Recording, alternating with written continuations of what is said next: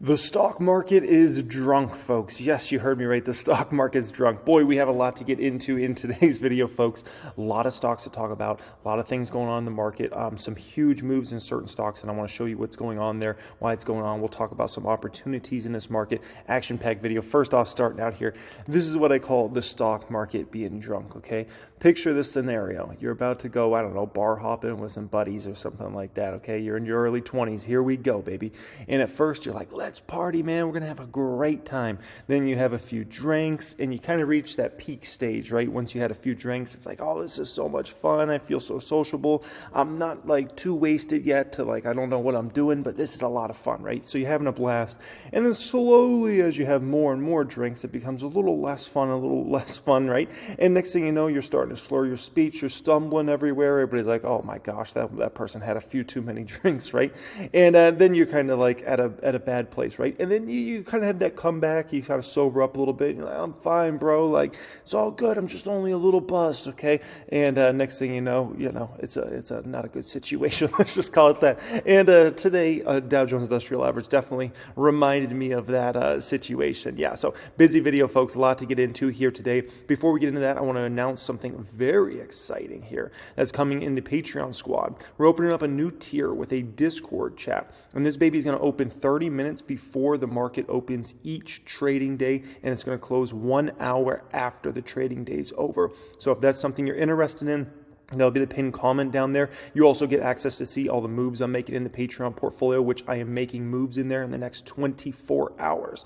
Now, I don't know how many people I'm going to allow in this tier. We'll see how it goes. If the Discord gets too crazy, it's too many people, something like that, then I'll like shut it off to, new potential members maybe next month or something like that. But we'll just play it how it goes for now. It's a free-for-all. Whoever wants to join and be part of that can. And also, if you're in the private stock group, the private wealth group, okay? If you're in this baby, all right. Let T-Man know if you want to be in that group, and he can get you a link to join that Discord chat if you want. I'm part of several Discord chats. The only one I really participate in is the one that's in the private stock group, private wealth group, but I'm in several different Discord chats. I'd love to just keep an eye on what everybody's talking about, what everybody's up to in the market, the moves people are making, stocks, and just I just lurk. I lurk in a lot of Discord chats. The only one I participate in is the private stock group's Discord chat, but I love to lurk and just kind of see what's going on out there. So yeah, if you're interested in that will be pinned comment down there. We're doing a soft open tomorrow and then a full go open on a Monday. So very, very exciting. That will be pinned comment down there. Alrighty, guys. So I actually want to start today's video with Netflix. Why Netflix? Here's why Netflix. Netflix made a 9% upward move here today. Very freakish move for Netflix, right? Absolutely incredible. So we'll get into Netflix here in just a moment and what happened here today.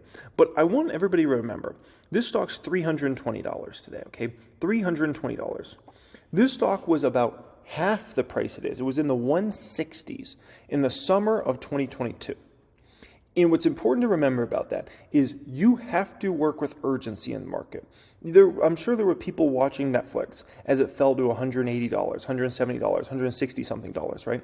That chose, despite them wanting to buy the stock, they chose not to buy it because they're like, I think it's going to bottom at 150. That's where I'll buy. Maybe 140, maybe 120, right? And so they make up all these prices in their mind about this stock can hit this price, that price, whatever, right? And then they just missed out on a tremendous opportunity. The stock's basically doubled from the bottom, right? For a company like Netflix. And these sorts of companies are only going to stay down for so long, right? And you've seen it for all the quality type companies that Wall Street really wants to be in, the Netflixes, Metas. I could go through a massive list of stocks that all bottomed out in 2022, and just a lot of folks miss these opportunities. You got to work with urgency in the market, man. You don't work with urgency, you will be left behind. And so now those same folks are wondering, do I buy Netflix at $320 now, even though I could have bought it at 50% less last year and already had doubled up my money? That's a tough decision, right? Netflix is probably going back to $700 long term. But yeah, it's a lot easier buy, in my opinion, when it was in the 160s versus in the 320s. A lot easier buy, right? But people miss out on these opportunities. In regards to Netflix, right? The stock rises on better view of the ad-supported service, gaming play. Netflix stock surged higher on Thursday amid reports of healthier subscriber growth for its advertising streaming service. Now they have the ad-supported tier essentially. So supposedly that's doing very well, and people are also excited about their video game business, okay? Bloomberg reported Sunday that Netflix's lower-cost ad-supported service tier had reached 1 million monthly active users just 2 months after launch. Netflix already fulfilled its forecast deliveries for advertisers as well. Netflix says a new service level with ads isn't cannibalizing its ad-free premium service levels. Most of the people signing up for the ad tier are new customers or lapsed customers, not people who immediately change plans, Bloomberg said. Great news, obviously, for Netflix on that front, right? Meanwhile, Netflix is considering a potential shift away from ad tech and sales partner Microsoft. According to reports, Netflix is thinking about bringing ad tech operations in-house when its deal for Microsoft ends next year. However, Netflix could decide to renew its deal with Microsoft, right? And we'll see what happens here, right? But at the end of the day, I wouldn't be surprised if Netflix just learned everything on how Microsoft goes about everything, right? And next thing you know, they just launch their own in-house thing. I wouldn't be surprised. We'll see what happens there, right? But I can tell you, Netflix is going to do whatever's in the best interest of Netflix. If that means sticking with Microsoft, they're going to stick with Microsoft. If that means they're going to do their own thing, now that Microsoft taught them the ropes, they'll do that, right? And likely command much better margins and profitability, because Microsoft's going to take their piece. If Microsoft's selling a bunch of advertisers to Netflix, Microsoft's going to collect their piece out of that, right? Which hurts margins. But there's also, if Netflix is trying to bring this in-house, they also got to think about, we need a team to run this. We're going to need all the tech to run this, right? And so there's costs associated with that. So I'm sure Netflix is going to continue to look at this. Maybe in the short term, maybe they sign another 1 or 2 year deal with Microsoft, and then maybe they position themselves to start selling some. The way I would do it, and this is what I think is going to happen here, this is my opinion, okay, is I think Netflix is going to start slowly building out more of their own in-house team and tech. Start selling some advertising direct through Netflix, right? While simultaneously using Microsoft for the bulk of it. And slowly over time, they'll morph into more and more of their own business, right? Without having to go through Microsoft. And then when it's all said and done, I'm sure, within a few years, Netflix will just be running the whole show. But that's my opinion on kind of what will happen there. That's kind of my perspective on that. And I'm still surprised they decided to use Microsoft rather than Google, but maybe Google wasn't interested. I don't know, okay? Now, did you guys see this? Square stock was down a whopping 15% today. So they got a hit piece done by Hindenburg. And I mean, in regards to piece, I've really got to go through it in detail. I'm thinking about doing it tonight. I was even considering maybe doing it on the reaction channel and kind of going in depth there and seeing what they actually have for evidence of Square potentially doing, let's call it shady stuff and whatnot. And, it's interesting because literally just in the past, I think 48 to 72 hours, I was reacting to a video in which they were talking about Square. And I was talking about, basically I viewed PayPal as a better play than Square, right? So it's interesting that whole dynamic played out there in a very short amount of time.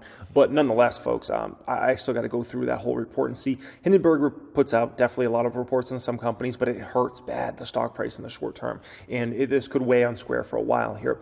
A stock that's not being hit by anything right now is Meta. This stock continues to be on fire. It's the biggest position in the public account, right? So thank you to everybody that uses Facebook and Instagram and WhatsApp and all those different services, because, for all us Meta shareholders, we're eternally grateful to you, okay? $8,000 up again here today. This stock just seems like it goes up day after day after day after day after day. It's a beautiful time to be a Meta shareholder. Let's just put it that way, because it literally seems like the market goes down, Meta goes up, the market goes up, Meta goes up. I mean, it's just perfect, right? Now, in regards to this, so I don't know if you guys saw, but TikTok CEO got grilled today, okay? He got grilled by, obviously, politicians in the United States of America. And this is a whole thing about, should TikTok be banned? Should it be limited? What's the scope? Should TikTok be forced to sell to an American company? There's so many debates about all that, right? And this man got absolutely grilled here today. But what I think is important to understand about Meta stock is I believe this whole TikTok drama, I think it only has about 5% to do with the move Meta's made from $88 at the lows, right, to $204 today, well over a double up from the bottom it was back in the fall time. I believe about 95% of this move has to do with cost cutting and valuation. When you look at the amount of employees they cut, right, and the compensation of those employees, along with all the related expenses there, we're talking about this is billions and billions and billions and billions of dollars. It's not small amounts of money. It's a lot of billions, okay? That's all going to flow straight through to net income. But also they're going to have a much more efficient company and probably even move faster. But also on the valuation side with Meta, it's still extremely attractive. Even after this 25% move, 130% move, whatever, right? Off the lows. I can tell you the stock is still an attractive. Look at the forward P on this company and tell me that's not a very fair forward P for this company. I think it's still undervalued. That's an incredible thing about Meta. And so Meta's on its way to 600. It's not going to go there in a straight line the whole way, but I can tell you it's on its way to the 600 over the next few years. And so, it's one of those things. It's like, do people want to get on at 200? You might have missed 100, but do you want to get on 200 for this ride? Or would you rather wait till you get to 300 to get on the ride? Or would you rather wait till it gets to 400 or 500? It's up to you. It's like, when do you want to get on the ride? But I think that's the way a lot of Wall Street's looking at it, right? This is insanity, okay? NVIDIA up almost another 3% today. Shorts in these people that are obsessed with this stock. And I mean, like I said, I lurk in a lot of Discord chats and just different places, okay? Message boards, stuff like that. I'm a lurker, okay? And I see constantly people, and really from the short side, buying put options, are obsessed with NVIDIA. And they keep betting against this stock and buying put options, and they keep expiring worthless. And they'll buy even in the money put options, and then those will still expire worthless. And they're obsessed with this stock. The amount of people that are betting on the stock to go down and just keep losing their face for the past several months is ridiculous. And they're obsessed with it. And I put on here, okay, they're obsessed with this stock like I was obsessed with the chef. And as somebody that's been obsessed with stocks before, I can tell you it's not healthy, okay? It's not healthy, and it always leads to poor financial decisions. And so these people that want NVIDIA stock to go down and are hell-bent that it's going to go down, keep like being obsessed with the stock. It has to go down. It has to go down. This is ridiculous. And they keep trying to bet against, and their puts keep expiring worthless. I'm just telling you, you're not thinking with your brain in this situation. You're thinking out of emotion. And the more people get tied into this, the more they start thinking with emotion. They're not thinking straight anymore, okay? Use logic and just think about this for a second, okay? NVIDIA is a $677 billion market cap, right? This is not some retail stock that like, oh, retail's just bidding this up. This is big money's in this stock, okay? Big money's moving this stock up. Do you think big money doesn't know something in regards to this? This is the market of 2021 where retail could push stocks up. This isn't that market anymore. And actually, I think retail's actually the ones that keep buying puts over and over and over again based upon message boards, Discord chats, everything I'm seeing out there, and the obsession level from those folks of betting against the stock. But you got big money, keep putting money in the stock. Do you think they might know something? Do you think they might know that maybe in the back half of this year, orders are going to come in really strong for NVIDIA, and 2024 is going to be a great year for NVIDIA? Have we considered that possibility? This is not the market of 2021 where companies got pushed around. This is a huge, massive company. It's being pushed around from big Wall Street money. They might know something, folks. They might know something here. And to keep trying to bet against the stock because you believe it should be at a lower valuation is ridiculous. Number one rule with buying put options or short selling on a stock is don't do it based upon valuation. That's the number one rule, right? It has to be for something way more fundamental than that, right? And here's the deal with NVIDIA. They're expected to have a massive reacceleration of growth in regards to this company's EPS, okay? Do you really want to get out in front of that? A company that's EPS is likely going to take off. They're already in their fiscal 24, by the way. A company that's EPS is going to take off over this next few years. Do you really want to get in front of that? Is that really worth getting in front of? I don't know about that, okay? And you're talking about a massive reacceleration of growth over this next couple of years. Is it worth it? Is it worth it to get in front of that? And think about where expectations are next quarter. 31 analysts, they have revenue going down 21%. What if it just comes down 15%? Oh my gosh, then that changes the current year numbers in a massive way. That could even change next year numbers. Is it worth getting in front of something like that? I just don't think so. And I think ultimately people are obsessed with this stock from the bearish side. And I'm just like, of the opportunities out there in the market, why you got to be obsessed with this one? And they've been doing it since this was, $140 stock. And they keep doing it as it goes higher and higher. It's, do what you want. But I'm just like, there's so many opportunities in this market. It's like, why you choose that, right? So, Foot Locker, speaking about opportunities in the market, I'm hoping this baby goes down. We lost about $1,000 worth of gains in this one here today, right? Up $8,300 on the stock as of right now. That does not include all the dividend money I've received in this stock over time, which is a pretty immense amount. But this one, I got to be honest, I hope it goes lower in the short term. I really want to continue to add this one in the dividend account and maybe even in other portfolios as well. I listened to this last night, okay? I listened to their investor day. What I heard on their investor day was extremely bullish. Here's what I heard. Nike partnership, both sides, full go together again. That's great news for Foot Locker. That's worked against them for about the last year and a half in a major way. And now they're getting to be friends again like this again. That's substantial, okay, for both companies actually. Second part is efficiency. This is not a company that's afraid to shut down any stores that aren't performing well enough or anything like that. They're 100% focused on profitability and 100% focused on their brand. And so when I look at that, I'm like, this is just a company that's focused on what I want them to be focused on. As a dividend investor, as a value stock that trades at a forward P of 10-ish, whatever, right? This is exactly what I'm looking for. And so what I heard in that whole investor day there, I was very thrilled. Very thrilled. And when you look at Nike numbers, Nike reported earnings in the last 48 hours here. Nike's got problems, and this is why I think they're one of many reasons they're looking to get back in good with Foot Locker in a major way.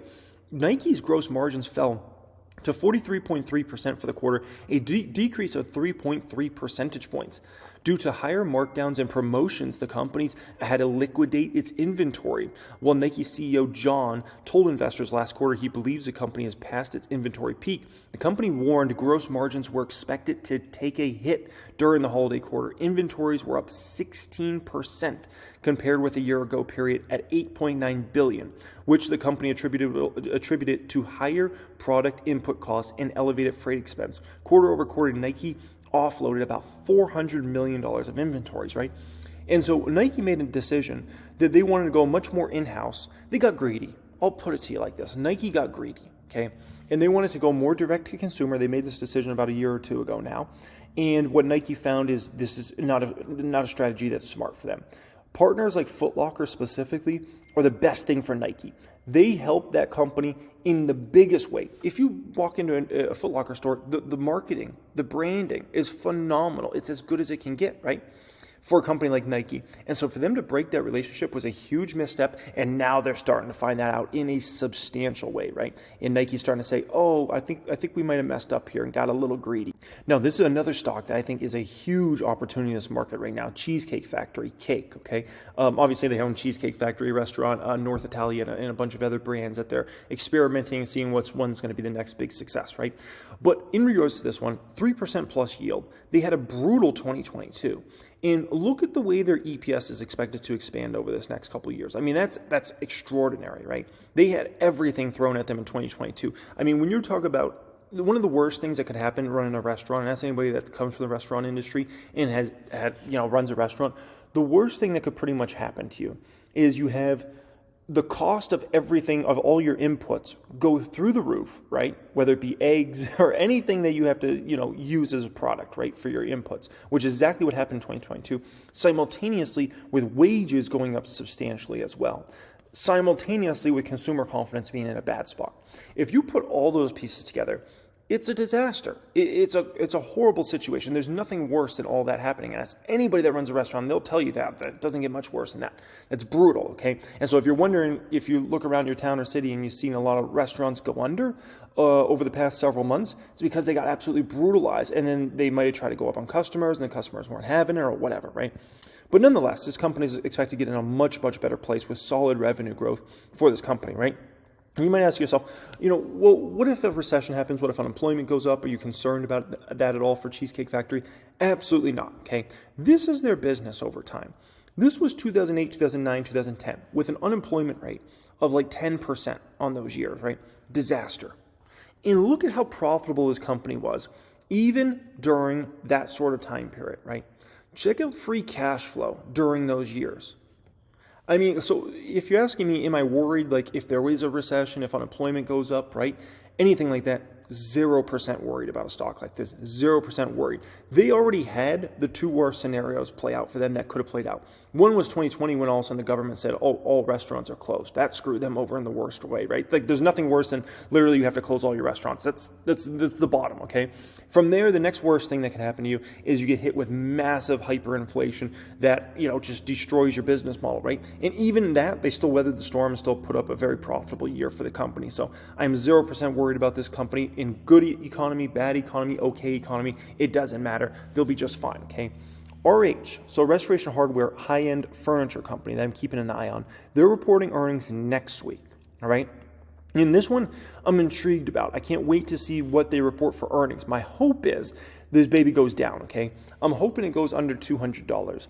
I'm not ready to step in RH yet. I do want to be part of this stock at some point in time. I think it's a great company. I think they're doing a great job with their brand, but I'm not ready to step in this baby yet. I really need this baby down more than what it's gone down nonetheless, right? Because when I look at luxury real estate, I'm not confident that luxury real estate's bottomed yet. I'll be honest. I'm not there yet mentally. So that's kind of one of those things I'm looking at. I'm like, have we really bottomed luxury real estate? I'm not sure, right? And so when you look at something like an RH, the bad thing with RH is, unlike many companies, like we just talked about NVIDIA, we talked about Cheesecake Factory, we talked about all these companies, right, that are going to have a reacceleration of earnings per share growth. RH does not fit that category.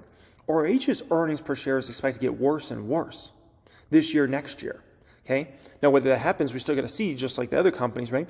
But that's not a good look. And so that's why I'm not in a huge rush to go out there and buy RH. You got to be in more of an urgency rush when you're talking about companies that are about to have, a reacceleration of growth in the next year. Doesn't RH have a reacceleration of growth? I'm not so sure about that, to be quite honest, over this next year. There's a ton of companies that are, but I'm not sure about RH. I'm very uncertain about that. So it's one of those names I want to be in. I'm hoping to be in, but I'm just not super confident in luxury homes yet. And that's who RH's customers are. Because if you're gonna you buy furniture for your home, and you're gonna, let's call it, buy a bunch of different furniture from RH for your home, you're looking to spend in six figures, if not multi six figures. It's not cheap. Let's just call it that, right? And you look at what happened last year. Obviously, luxury home sales plummet 38%, the biggest decline on record, driven by inflation and recession fears, right? So yeah, and I just don't know if it's coming back right now, right? And keeping an eye on a lot of luxury properties just here in Vegas as well, and just trying to keep an eye on them, right? And this was one I actually had my eye on, and I was like, oh, this house is so beautiful. I love this freaking house. I was like, keeping an eye on it. It's just one of many homes I was keeping an eye on, right? Full-blown strip views, like the design, so timeless. I'm like, that house is going to age well. It's just beautiful, right? But I was keeping an eye on this house, right? And they listed this back in August 2022, right, for about $8.4 million, right? And that was already them likely listing under what they could have listed a year prior, like well under, right? Because they probably could have sold this for 10 mil if this was, let's call it 2021. 10 mil in 2021, but they understood the market they were in, right? But still, by the time they actually sold it, they sold it for 6.4. So they sold it for $2 million less than what they listed at. And I honestly think they sold it for $3 to $4 million less than what they could have sold it in 2021, right? So when it comes to luxury homes, I'm just not fully on the train of we've bottomed when it comes to that. We might have, but I'm not convinced yet. That's why I'm not in a big rush to buy RH right now, okay? Walmart's going to lay off hundreds of workers at their e-commerce facilities. You might have saw this headline cross here today, right? The thing I'll say about this, Walmart's obviously done as good of a job they could have done in physical retail, but they are so late to the game in e-commerce. And I think a lot of people got excited about Walmart e-commerce in 2020, 2021, because obviously everybody was using e-commerce for everything, right? A lot of people weren't leaving the house and all those sorts of things. But at the end of the day, right, they were so late to this. The fact is, Walmart didn't start taking e-commerce serious till the last couple of years. They didn't. And they should have been taking this super serious in 2005, 2010, 2015. But instead, just over the last few years, they started to take this super serious. But the thing is like Amazon's won. Amazon's already won. Like people like myself, I don't even have the Walmart app downloaded, and I have 0% interest in downloading the Walmart app. We're already we use Amazon. Like we're not using Walmart. We're not switching. We're not signing up for whatever Walmart plan is. Bottom line, we're already on this other thing, right? And so if I'm going to buy, if I need to buy some super glue and I'm going to buy them online, I'm going to Amazon app right away, super glue, boom, buy, one click, boom, it's sent to my house, and then within usually 24 hours, what I'm finding from Amazon now. I'm not going to Walmart to download that. If I'm going to go to a physical store, I'm either going to go to Walmart or Target. Okay, those are my options. But e-commerce, no, I'm going straight to Amazon. And that's just the way I think the far majority of people are now at this point in time. And I think e-commerce, I think Walmart's probably a little fluffing their numbers, in my opinion, likely because Walmart has let's call it pickup, right? So you can place an order and then you can pick it up there. But it's basically kind of like going to the store. You're just doing it online. So I wouldn't be surprised at all if Walmart's including those numbers as like online orders, which they are technically, but really you're still going to the store to pick it up. So it's not really like it gets shipped to your house, right? So this is just kind of another thing I think about. And so anyways, I'm not surprised with that move at all from Walmart. And this is another story of a company that chose profitability over really just like focusing on the future, right? And there's certain time periods when you're in a recessionary environment, when business is tough, you got to focus on profitability, right? So, for instance, over this past year, great time to focus on profitability. And a lot of companies are right-sizing their businesses, focused on profitability, efficiency. But the thing is, most of those times you aren't in a tough economy. You aren't in a tough situation, right? And so those are time periods to take advantage of opportunities out there, to grow. And Walmart totally missed it. And now they're starting to realize, oh, crap, I think Amazon's kind of beating us. And dude, Amazon already won. The game's over. Like Amazon just won the next 20 years when it comes to commerce. The next 20 years. And the only credible threat to Amazon is Shopify. And that's the only one. The only one. So I think that's important for everybody to understand. Palantir stock. So Palantir stock, this is a position I have in the public account, 4,300 shares. And it's not really doing too much right now, right? We're up about 8% on it, about $2,800. And a lot of people are wondering with Palantir stock specifically, when does this one make its next big move, up or down for that matter, right? And because, it's just kind of floundering here. It's just chilling. You're getting some announcements that come out of new deals with Palantir, but you're always going to hear about new deals with Palantir. That's just the way it is, whether it's government contracts, whether it's, the commercial contracts, you'll hear those deals coming out with Palantir. But in regards to Palantir, here's the deal, okay? What I think a lot of people are looking for, and I think Wall Street specifically, okay, not really retail investors, I think Wall Street specifically, they're confused. Damn it, I'm confused as well on what is Palantir's real profitability moving forward. So Palantir puts together a profitable quarter, right? And Alex Karp on the conference call said that he expects the company to be profitable moving forward, including on the full year 2023. Great. But he did not go into detail. He did not say that we're going to be profitable every quarter. If you listen to that full conference call, which I listened to it twice, I listen to many of my companies I own conference calls at least 2 to 3 times. When you listen to that conference call, he never once said, we're for sure going to be profitable every single quarter. He said, yeah, we're expecting to be profitable for the year. But he stopped short of there. So what happens if this upcoming quarter is not profitable for the company? What happens to the stock in that situation? And does everybody run to the assumption that they're not going to be profitable? What if they're far more profitable than expected? That's what everybody's trying to figure out right now. I'm trying to figure out that. I don't know, okay? I don't know how profitable the company is really going to be over this next year. And that, in my opinion, is causing confusion. And that's why you're having trouble getting a big move. Once it becomes more clear on what Palantir's actual profitability is looking like in the future here, that's when I think there's going to be more clarity around the stock, and Wall Street can start to consider this more in terms of adding a position. Because I think it's actually on a lot of Wall Street fund managers' radar, but I think it's on their radar from like a stocks to watch type category, not a stocks to buy type category, right?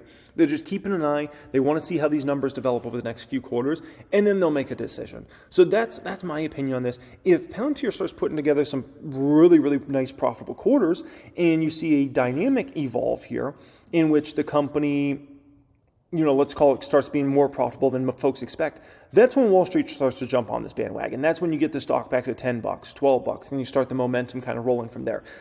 But we got to get more clarity. And right now, I just feel like we don't have clarity. Just saying, well, we're going to be profitable on a yearly basis, that doesn't, does that mean 10 cents of EPS, 5 cents of EPS, 20 cents, 30 cents? There's a big difference there.